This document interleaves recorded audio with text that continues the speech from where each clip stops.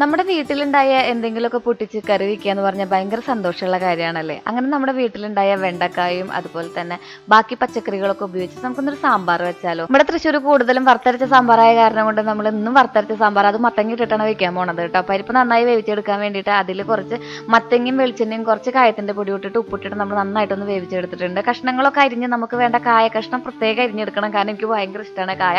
കുറച്ച് സവാളയും ബാക്കിയുള്ള കഷ്ണങ്ങളും വെള്ളം ചേർത്ത് നമുക്ക് സാമ്പാർ പൊടി ഇട്ടൊന്ന് വേവിച്ചെടുക്കാം.